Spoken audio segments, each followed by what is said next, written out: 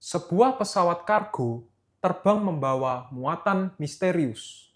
Tak lama muncul asap, dan yang tersisa hanyalah api dan teka-teki.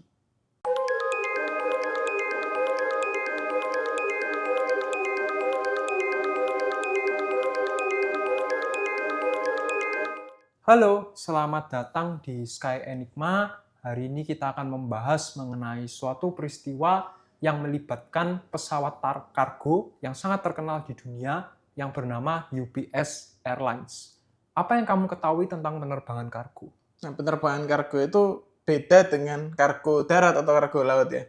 Biasanya tuh harganya sangat jauh lebih mahal daripada kargo darat atau kargo laut. Tapi keunggulannya itu adalah waktu. Betul. Kalau misalnya kita urgent pengen ngirim barang, bisa lewat kargo pesawat. Tapi kelemahannya mereka itu nggak bisa ngirim kargo-kargo yang mudah terbakar. Misalnya kayak kalau sekarang ini yang populer kan baterai ya. Baterai sangat susah dikirimnya kalau pakai pesawat. Itu yang aku tahu sih. Oke, betul sekali. Jadi pesawat kargo ini memang dispesifikkan untuk barang-barang yang sifatnya urgent, darurat, dan juga butuh cepat. Dan kadangkala volumenya terlalu besar, itu, dan melintasi lintasan yang jauh dan diperlukan dalam waktu singkat. Nah, memang ada beberapa barang-barang yang dilarang untuk terbang di pesawat kargo. Salah satunya adalah baterai. Terbukti baru saja kemarin di maskapai China, itu ada kejadian baterai yang terbakar di dalam kabin. Makanya pihak penyedia layanan penerbangan itu sangat-sangat melarang barang-barang seperti ini. Dan berbicara tentang maskapai UPS Airlines, di dunia ini ada berbagai macam maskapai yang terkenal.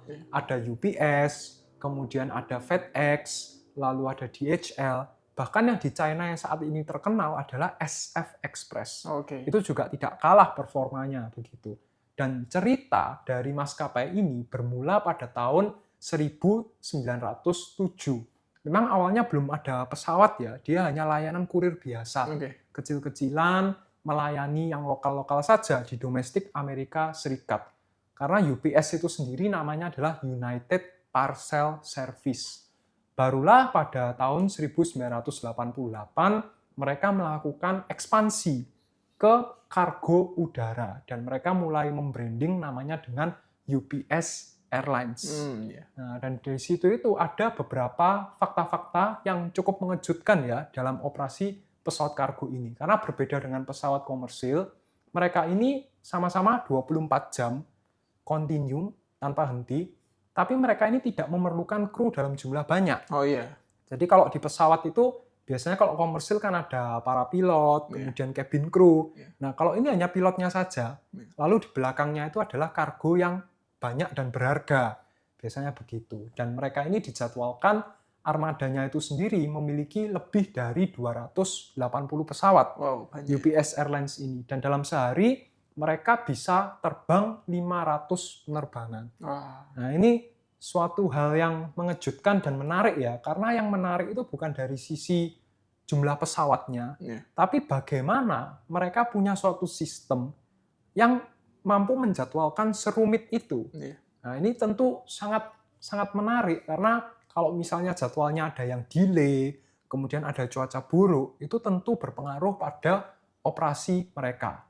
Dan UPS ini untuk mempermudah pengiriman kargo, mereka memiliki beberapa hub atau kantor pusat pengiriman. Ada di Louisville, Kentucky, pusatnya. Kemudian juga ada di Cologne, Jerman. Ada di Shenzhen, Tiongkok. Dan yang terkenal juga ada di Amerika Serikat, yaitu Anchorage. Ini adalah pusat kargo seluruh dunia karena memang lokasinya yang sangat-sangat strategis begitu. Dan UPS Airlines sendiri sebagai suatu perusahaan, dia ini berkomitmen terhadap sustainability jangka panjang.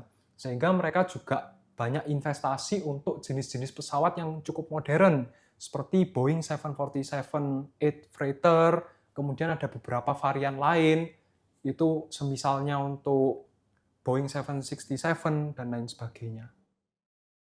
UPS Airlines penerbangan 6 melayani rute dari Bandara Internasional Dubai di Uni Emirat Arab ke Bandara Cologne Bonn di Jerman. Pada tanggal 3 September 2010, pesawat ini mengalami kebakaran hingga terjatuh. di mana dalam peristiwa ini pesawat yang terlibat adalah Boeing 747 seri 400 freighter-SED berusia baru.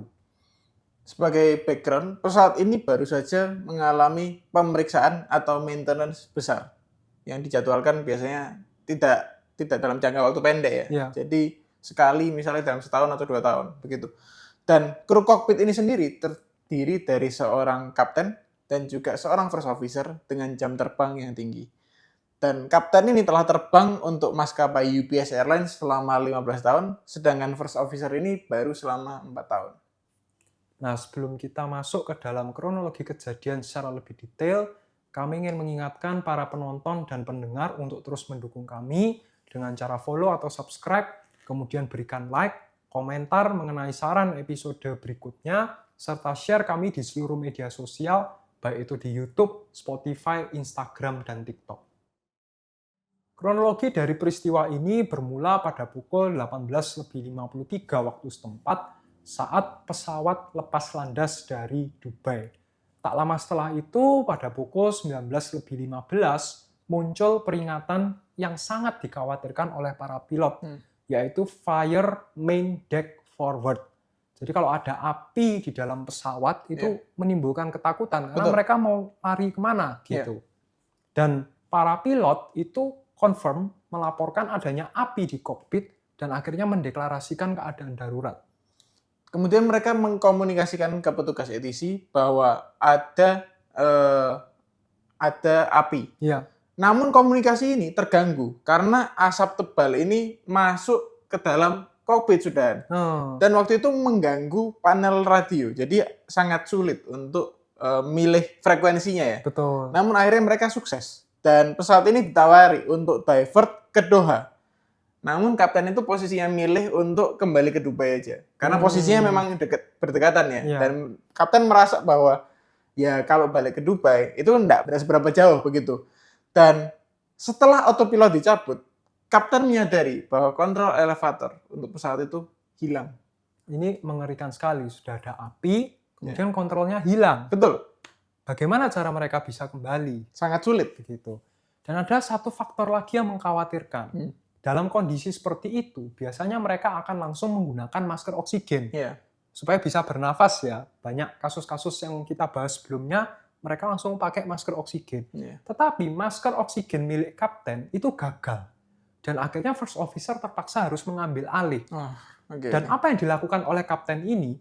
Kapten ini mencoba mengambil masker oksigen cadangan. Tapi posisinya itu kan pasti butuh waktu. Dan dia harus mencari juga kan.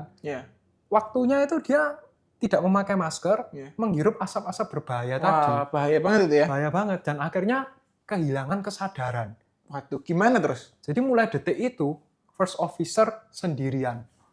Dia on his own harus kembali ke bandara menyelamatkan dirinya Padahal sendiri. posisinya sudah penuh asap juga ya. Iya. Sendirian pasti kebingungan itu ya. Pasti bingung. Dan first officer ini diarahkan oleh petugas ATC untuk mendarat di runway 12 left. Nah, posisinya ketika pesawat ini sedang mau landing, kecepatannya itu relatif terlalu tinggi.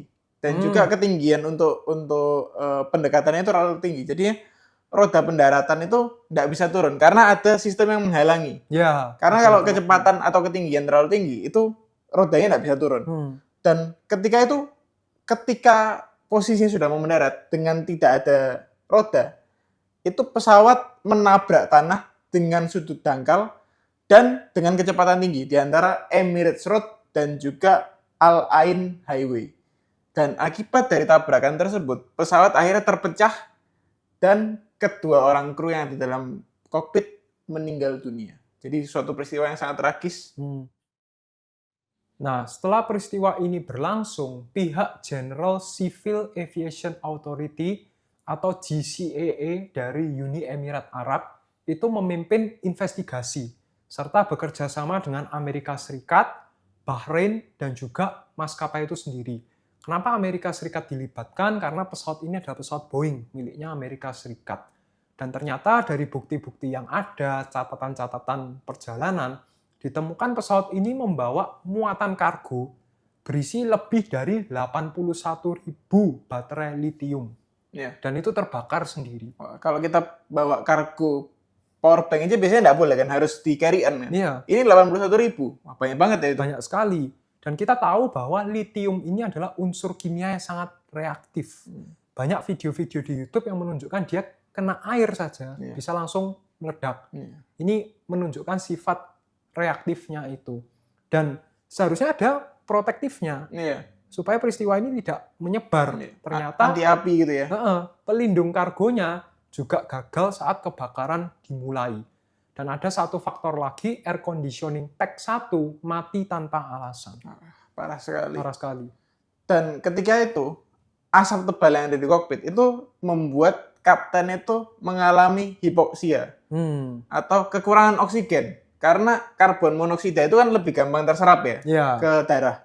Jadinya ketika kapten menghirup udara yang sudah penuh asap tadi, kapten ini kehilangan oksigen.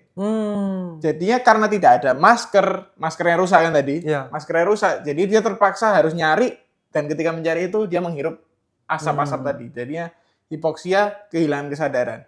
Dan pihak FAA merekomendasikan bahwa pembatasan pengangkutan baterai litium dalam jumlah besar.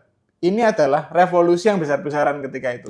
Karena ketika tahun 2010-an itu kan HP itu sesuatu yang sangat booming ya. Betul. Sampai sekarang baterai dalam HP itu kan sangat diperlukan. Dan ketika itu baterai itu masih dengan sangat mudah diangkut dalam pesawat. Sejak saat itu tidak lagi mudah diangkut. Kalau mau diangkut itu ada proses yang sangat rumit, dan akhirnya kalau mau ngangkut baterai sekarang itu dokumentasinya harus lengkap, protektifnya jauh lebih lengkap lagi daripada dulu. Dan pihak produsen pesawat itu juga memodifikasi daftar pemeriksaan kebakaran untuk menjaga minimal satu sistem air conditioning bisa tetap menyala. Karena tadi kan air conditioning pack-nya ada yang mati satu ya. Jadi ya itu sesuatu yang sangat fatal sebetulnya. Dan juga mulai ada pembahasan penggunaan smoke hood, inflatable vision units, dan sistem pemadam kebakaran otomatis di dalam pesawat. Jadi kalau misalnya ada kebakaran, itu ke depannya bisa ada sistem-sistem yang lebih baik lagi. Demikianlah kisah yang dapat kami ceritakan mengenai UPS Airlines penerbangan 6. Terima kasih kami ucapkan pada para penonton dan pendengar yang telah menyimak episode ini dari awal hingga akhir. Sampai jumpa di episode berikutnya.